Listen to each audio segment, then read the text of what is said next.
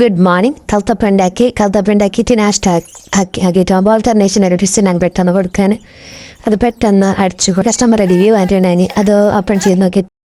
ഞാൻ kaftan use ചെയ്തിട്ടോ, പിന്നെ 2-3 പ്രാവശ്യം വാഷൊക്കെ ചെയ്ത് നല്ലുണ്ട് കേട്ടോ. കഫ്താൻ ഇഷ്ടമാക്കി, നല്ല ക്ലോത്തും നല്ല സ്റ്റിച്ചിങ്ങും ഒക്കെ നല്ലുണ്ട്.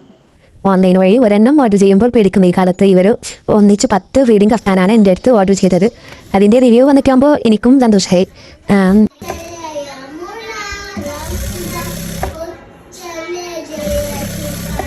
പിന്നെ ഒരു മോമ ഡോട്ടർ കോംബോ പറഞ്ഞിരുന്ന കുർത്തി നീ എടുക്കുന്ന ഓർഡേഴ്സൊക്കെ ആഫ്റ്റർ January 5th കൊടുക്കുന്നത്.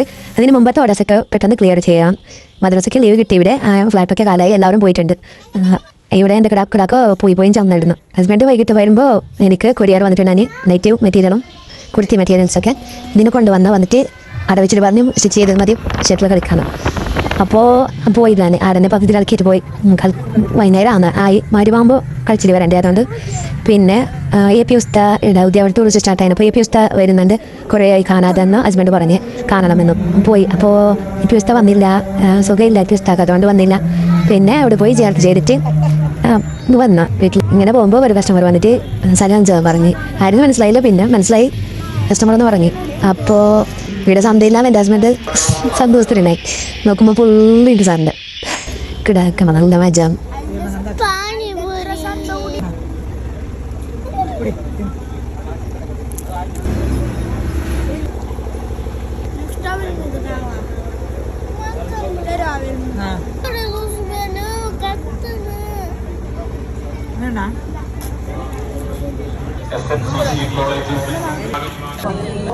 കുടിച്ചും തിന്നും വീട്ടിലേക്ക് പോയി.